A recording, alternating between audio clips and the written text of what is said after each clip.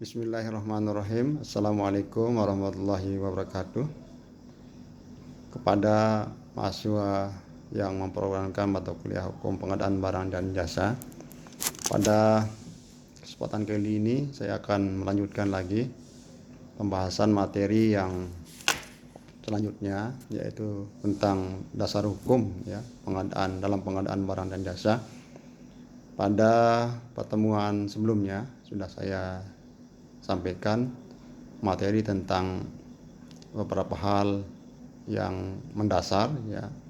Terakhir kemarin sudah saya sampaikan tentang kontrak pengadaan barang dan jasa yang memang berbeda dia dengan kontrak-kontrak pada umumnya.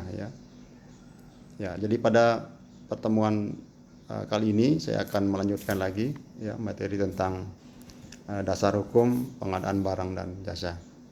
Saudara-saudara sekalian, sebagaimana yang sudah saya sampaikan pada materi yang bisa Anda download melalui daring Unram, bahwa di materi yang sudah saya sampaikan tadi, bahwa dasar hukum dalam pengadaan barang dan jasa ini tentunya tetap merujuk kepada beberapa peraturan perundang-undangan, mulai dari Undang-Undang Dasar 1945, kemudian yang kedua Undang-Undang tentang usaha kecil, Undang-Undang Nomor 20 Tahun 2008 tentang UMKM, kemudian Undang-Undang tentang larangan praktek monopoli dan persaingan usaha tidak sehat, kemudian Undang-Undang tentang jasa konstruksi, kemudian Undang-Undang tentang perimbangan keuangan antara pemerintah pusat dan daerah, karena akan menggunakan dana dari sumbernya dari APBN maupun dari APBD, tentunya sangat ketat sekali dalam penggunaan anggaran yang bersumber dari negara. Oleh karena itu maka dalam penggunaan keuangan negara ini, termasuk dalam pengadaan barang dan jasa, tentunya ada dasar hukum yang perlu diperhatikan, terutama dalam pengadaan barang dan jasa yang kaitan dengan anggaran yang bersumber dari APBN maupun yang bersumber dari APBD. Kemudian yang selanjutnya terkait juga dengan dasar hukum tentang agar dalam pengadaan barang dan jasa itu bebas dan bersih dari KKN, sehingga kita juga harus merujuk kepada Undang-Undang Nomor 28 Tahun 1999 tentang penyelenggaraan negara yang bersih dan bebas KKN. Kemudian juga Undang-Undang tentang yayasan, ini undang-undang yang terkait. Kemudian peraturan pemerintah Nomor 29 Tahun 2000 tentang penyelenggaraan jasa konstruksi. Kemudian keputusan Presiden Nomor 42 Tahun 2002 tentang pedoman pelaksanaan APBN. Kemudian Kepres Nomor 80 Tahun 2003 tentang pedoman pelaksanaan pengadaan barang dan jasa pemerintah. Kemudian Perpres Nomor 54 Tahun 2010. Kemudian Perpres Nomor 35 Tahun 2011. Kemudian Perpres Nomor 70 Tahun 2011. Kemudian Perpres Nomor 4 Tahun 2015. Kemudian yang terakhir adalah Peraturan Presiden Nomor 16 Tahun 2018 dan lain-lain sumber hukum yang lain yang termasuk juga sebagaimana yang sudah saya sampaikan, yaitu Kitab Undang-Undang Hukum Perdata. Ketika kita akan berbicara tentang kontrak, tentunya walaupun kontrak pengadaan barang dan jasa ini merupakan kontrak yang bersifat khusus, karena di situ ada aspek publiknya, di samping tentunya bersifat privat, tetapi juga harus diperhatikan hal-hal yang bersifat hukum publiknya seperti itu. Nah, oleh karena itu maka tentunya kita akan juga merujuk kepada Kitab Undang-Undang Hukum Perdata ya sebagai landasan yang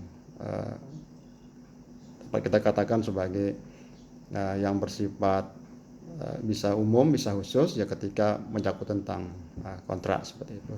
Seperti syarat sahnya kontrak misalnya ya. Seperti itu tentunya akan kita merujuk kepada ketentuan Undang-Undang Hukum Perdata seperti itu. Itu aspek privatnya. Nah, kemudian saudara sekalian, karena peraturan Presiden nomor 16 tahun 2018 ini merupakan peraturan yang terakhir ya, yang beberapa kali memang sudah dirubah ya peraturan Presiden ini, mulai dari peraturan nomor 54 tahun 2010 dan peraturan Presiden nomor 35 tahun 2011, peraturan Presiden nomor 70 tahun 2011, peraturan Presiden nomor 4 tahun 2015, kemudian yang terakhir peraturan Presiden nomor 16 tahun 2018 ya. Itu beberapa kali perubahan ya, penyempurnaan dari peraturan Presiden yang ada, kemudian terakhir sekarang ini ya berlaku peraturan Presiden nomor 16 tahun 2018 tentang pengadaan barang dan jasa. Nah, di dalam ketentuan umum ya peraturan Presiden nomor 16 tahun 2018 tentang pengadaan barang dan jasa ini memang di situ disebutkan ya beberapa hal. Yang pertama itu pengadaan barang jasa pemerintah. Selanjutnya disebut dengan pengadaan barang jasa adalah kegiatan ya pengadaan barang jasa oleh kementerian ya, kemudian oleh lembaga, oleh perangkat daerah yang dibiayai oleh APBN atau APBD, yang prosesnya sejak identifikasi kebutuhan sampai dengan serah terima hasil pekerjaan. Ya, sebagaimana yang sudah saya sampaikan pada penjelasan pertama ya di bahan yang sudah saya sampaikan kepada Anda sekalian, bahwa ya yang namanya pengadaan barang dan jasa ini atau yang merupakan ruang lingkup lah ya dari pengadaan barang jasa ini adalah pengadaan barang jasa pemerintah ya, yang selanjutnya disebut dengan pengadaan barang jasa adalah kegiatan pengadaan barang jasa oleh kementerian ya, kementerian atau lembaga atau perangkat daerah yang dibiayai oleh APBN. Jadi sumber dari dana itu, sumber dari kegiatan pengadaan barang jasa itu ya sumber biayanya dari APBN atau APBD ya, anggaran pendapatan belanja daerah, yang prosesnya sejak identifikasi kebutuhan ya, jadi harus disusun dulu ya kebutuhan-kebutuhan apa yang harus dibutuhkan oleh sebuah instansi ya, sebuah institusi misalnya ya, sampai dengan serah terima hasil pekerjaan, sampai dengan selesainya pekerjaan itu kemudian diserahkan kepada instansi yang bersangkutan yang membutuhkan barang maupun jasa yang bersangkutan. Nah, itu ketentuan umum yang pertama. Kemudian yang kedua, yang dimaksud dengan kementerian lembaga, selanjutnya disebut dengan kementerian, merupakan perangkat pemerintah yang membidangi urusan tertentu oleh pemerintah. Ya, jadi itu makna kementerian lembaga. Selanjutnya disebut dengan kementerian adalah perangkat pemerintah yang membidangi urusan tertentu dalam pemerintah. Kemudian yang ketiga, lembaga adalah organisasi atau non kementerian ya, lembaga adalah organisasi non kementerian ya, organisasi non kementerian negara dan instansi lain pengguna anggaran yang dibentuk untuk melaksanakan tugas tertentu berdasarkan Undang-Undang Dasar RI tahun 1945 atau peraturan perundang-undangan yang lainnya. Nah, itu pengertian lembaga ya. Kemudian perangkat daerah adalah unsur pembantu kepala daerah dan DPRD dalam penyelenggaraan urusan pemerintahan yang menjadi kewenangan daerah ya. Nah, termasuk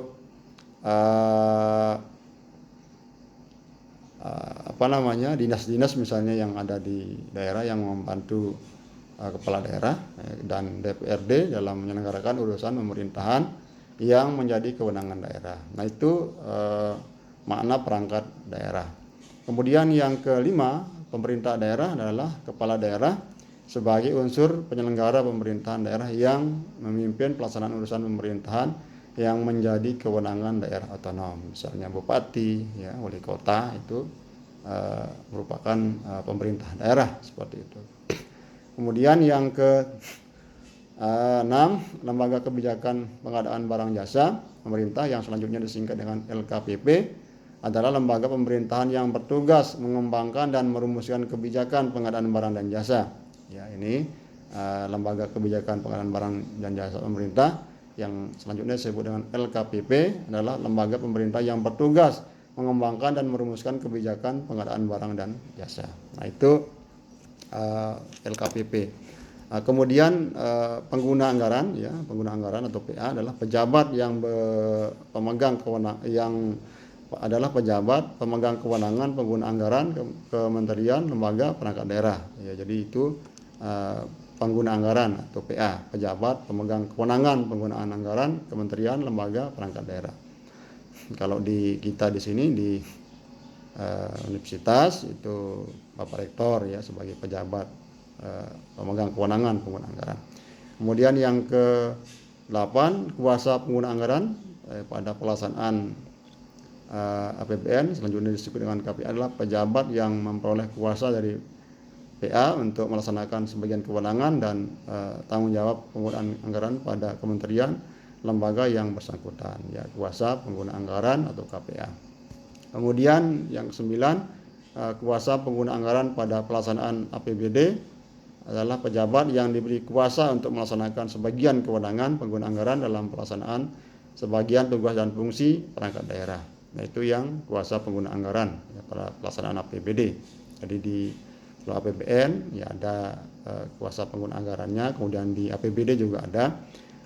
Kemudian yang ke-10, pejabat pembuat komitmen atau PPK adalah pejabat yang diberi kewenangan oleh PA, ya, atau KPA untuk mengambil keputusan atau melakukan tindakan yang dapat mengakibatkan pengeluaran anggaran belanja negara, anggaran belanja daerah atau anggaran belanja daerah. Kemudian yang ke-11, unit kerja pengadaan barang jasa atau UKPBJ adalah unit kerja di kementerian, lembaga pemerintah daerah yang menjadi pusat keunggulan pengadaan barang jasa. Kemudian kelompok kerja pemilihan adalah pekerja pemilihan adalah sumber daya manusia yang ditetapkan oleh pimpinan UKPBJ untuk mengelola pemilihan penyedia. Ini yang panitia, ya, atau pokja pemilihan ketika dilakukan pengadaan barang dan jasa. Kemudian pejabat pengadaan adalah pejabat administrasi atau pejabat fungsional atau personal yang bertugas melaksanakan pengadaan langsung, ya, bisa pengadaan langsung atau penunjukan langsung atau purchasing, ya. Itu yang pejabat pengadaan. Kemudian yang ke-14, pejabat pemeriksa hasil pekerjaan PHP, ya, adalah pejabat administrasi, pejabat fungsional personal yang bertugas memeriksa administrasi hasil pekerjaan pengadaan barang dan jasa. Dan lain-lainnya ini bisa Anda baca nanti di Peraturan Presiden nomor 16 tadi tahun 2018 tentang beberapa pengertian umum termasuk panitia pemeriksaan hasil pekerjaan, agen pengadaan, kemudian penyelenggara kelola, ya, pengelola PBJ pengadaan barang dan jasa, ya, rencana umum PBJ, marketplace misalnya, ya. Di samping yang umum atau lazim kita ketahui, ya, sekarang ini juga digunakan marketplace, jadi bisa kita mengadakan barang dan jasa itu secara online seperti itu.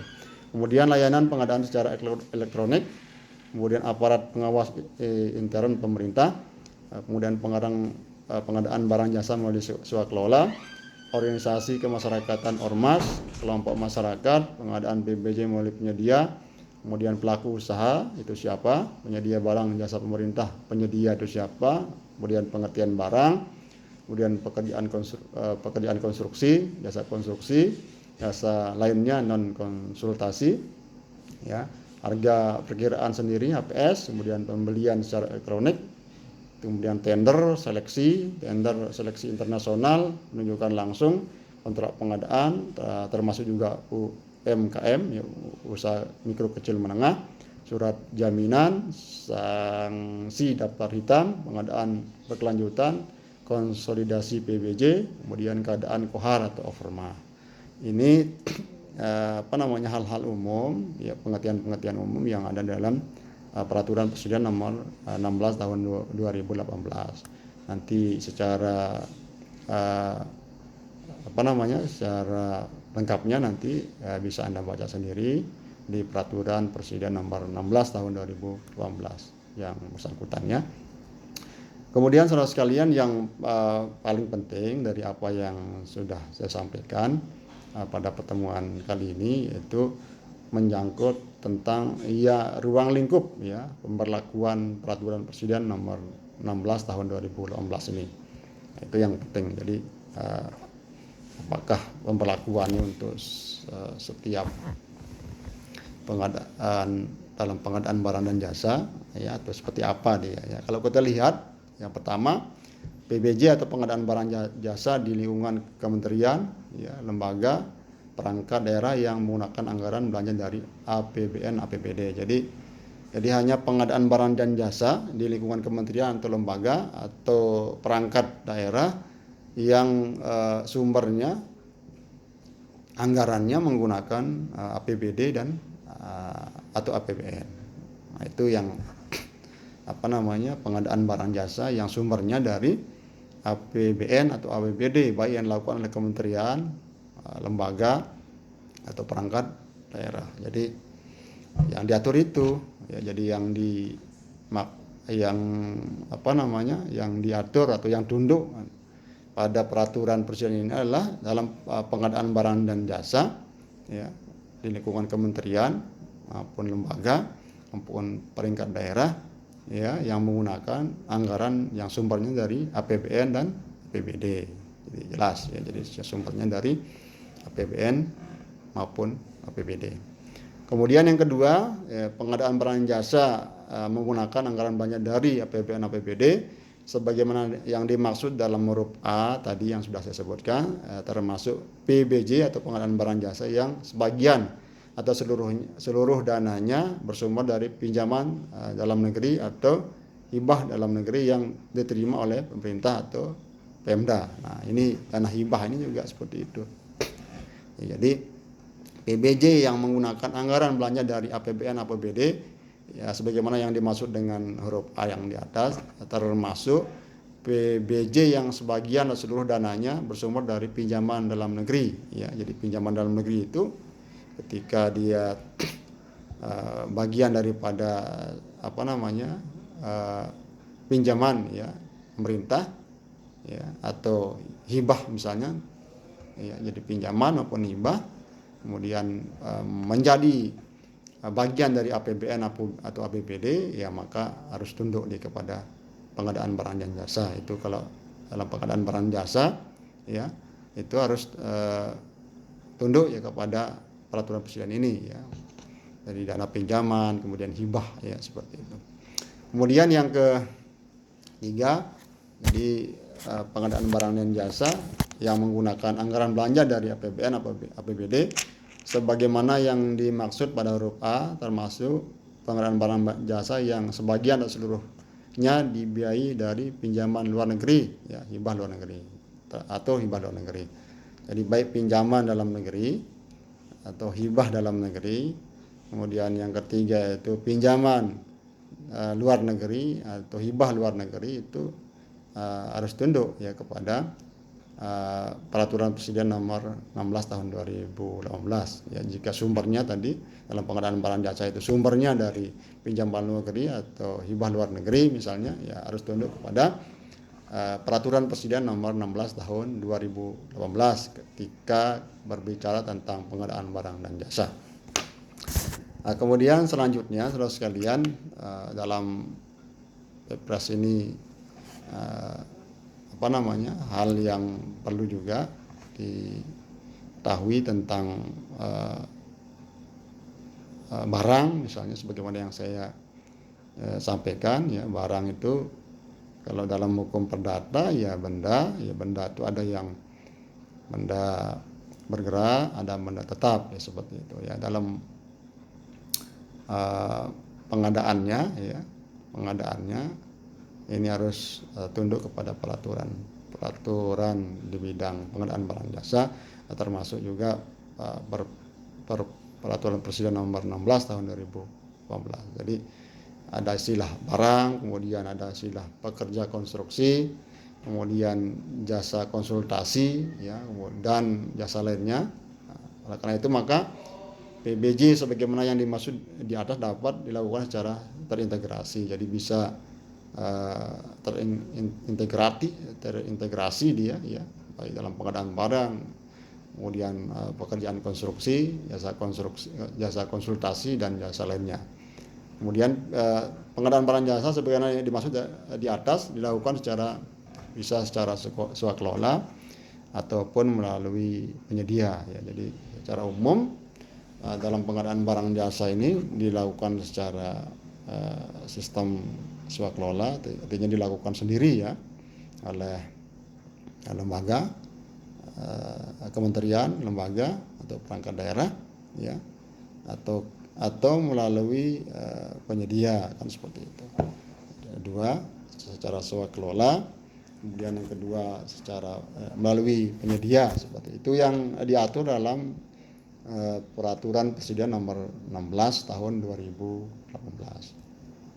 Nah, pertanyaannya kemudian apa sih tujuan dari pengadaan barang dan jasa? Ya, kenapa ini penting? Ya, apa sih tujuan dalam pengadaan barang dan jasa ini? Kenapa perlu diatur dia? Ya, kenapa perlu diatur? Ya kalau eksistensi atau keberadaan dari hukum atau norma hukum itu ya pertama untuk memberikan kepastian, kan? Memberikan kepastian ya, dalam pelaksanaan pengadaan barang dan jasa ya. Jangan sampai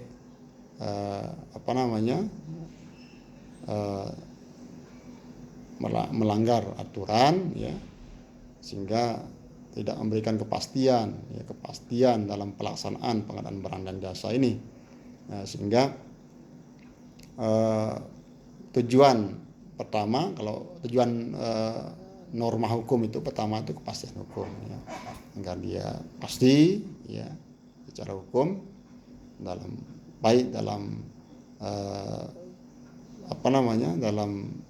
pengadaan barang jasa, termasuk sampai penyerahannya nanti, termasuk juga kemanfaatan bagi masyarakat luas, termasuk juga aspek keadilannya, kan seperti itu tujuan hukum secara umum. Nah, dalam pengadaan barang dan jasa ini juga ada tujuannya ya. Dalam pengadaan barang jasa ini yang pertama itu menghasilkan barang jasa yang tepat ya dari setiap uang yang dibelanjakan ya. Jadi menghasilkan barang jasa yang tepat dari setiap uang yang dibelanjakan, diukur dari aspek kualitas. Jadi tepat dia ya, di anggaran atau uang yang dibelanjakan, uang negara ya, yang dibelanjakan baik dari sumber APBN maupun APBD itu tepat dia dari setiap yang dibelanjakan. Kemudian diukur dari aspek kualitasnya ya, jadi aspek kualitasnya itu memenuhi ya. Jadi aspek kualitas dari barang maupun jasa yang diadakan itu memenuhi aspek kualitas ya, dapat diukur tentunya.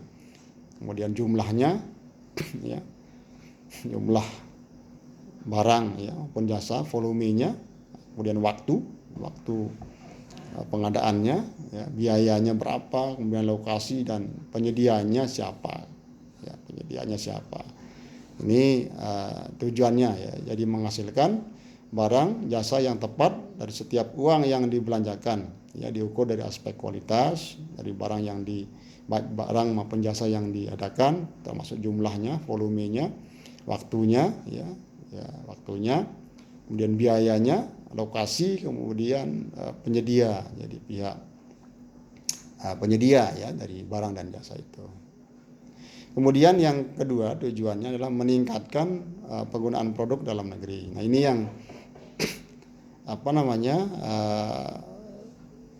tujuan yang kedua yaitu meningkatkan penggunaan produk dalam negeri.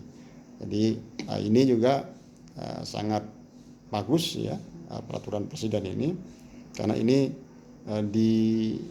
disarankan bagi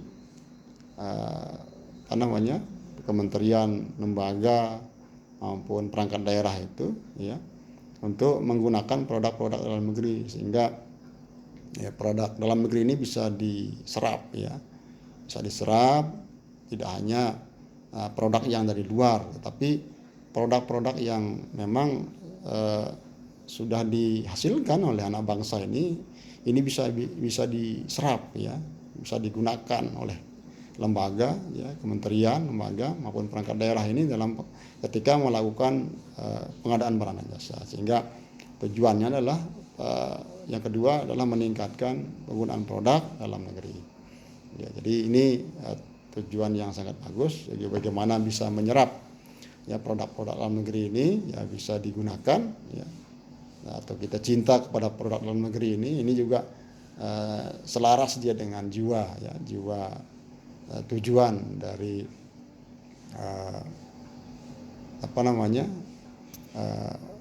peraturan presiden ini ya, juga menginginkan agar produk dalam negeri ini bisa diserap ya digunakan oleh kementerian, lembaga maupun perangkat daerah kita ketika dalam melakukan pengadaan barang dan jasa. Jadi itu yang kedua. Kemudian yang ketiga, meningkatkan peran serta UMKM.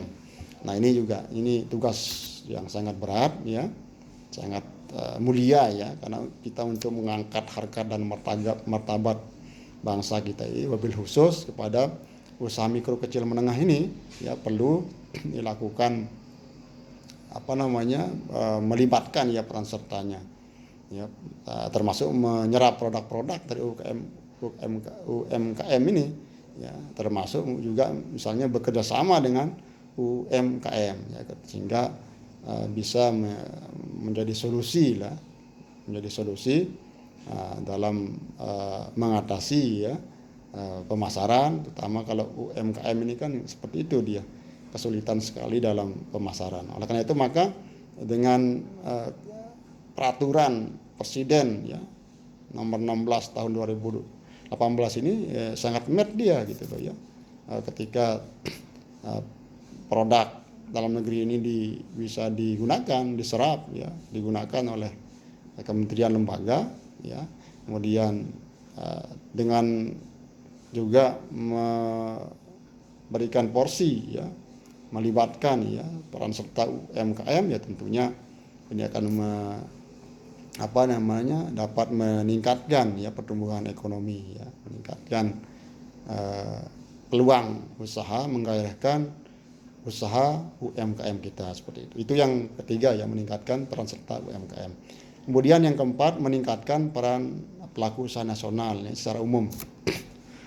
Secara umum meningkatkan peran pelaku usaha nasional, baik yang skalanya mikro, skala kecil, skala menengah ya, maupun yang skala besar seperti itu. Ini dalam kerangka untuk meningkatkan peran pelaku usaha nasional sehingga tumbuh ya ekonomi itu dari semua segmen, baik segmen yang mikro ya, tingkat mikro, kemudian kecil, kemudian menengah, kemudian besar, apalagi besar kan seperti itu.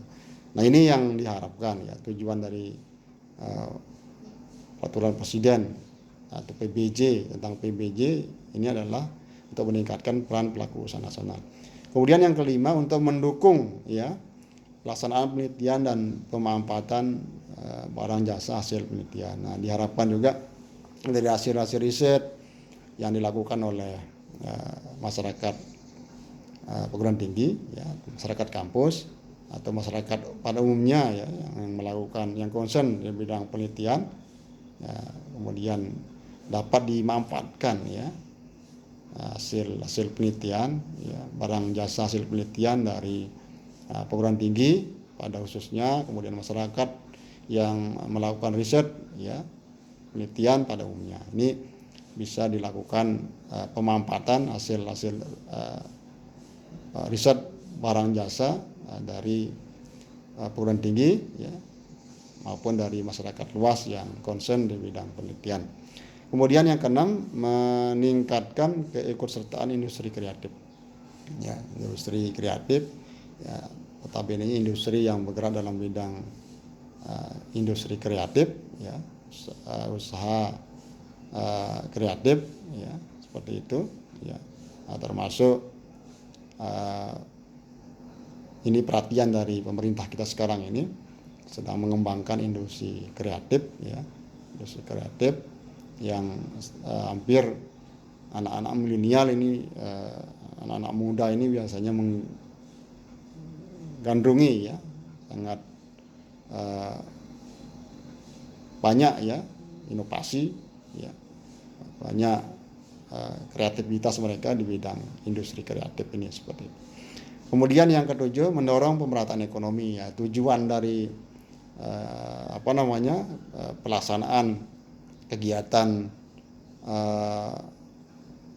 pembangunan di bidang ekonomi ini ya, nantinya terdapat atau bisa meningkatkan pemerataan ekonomi.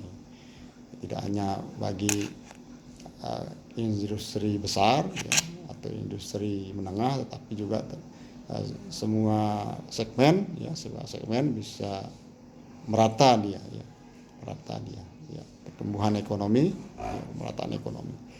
Kemudian yang ke-8, mendorong pengadaan berkelanjutan ya, mendorong pengadaan berkelanjutan. Jadi diharapkan dari kegiatan pengadaan barang jasa dengan terbitkannya ya peraturan presiden yang sebagaimana yang saya sebutkan tadi. Jadi dalam pengadaan barang jasa itu bisa pengadaan yang berkelanjutan terus ya akan nyambung dia ya, akan nyambung dari tahun ke tahun berkelanjutan, terutama dalam meningkatkan peran pengusaha nasional kita termasuk UMKM kita seperti itu. Nah, sehingga ke depannya ini dalam pengadaan barang dan jasa ini memang terdapat dampaknya ya kepada masyarakat luas, tidak hanya masyarakat yang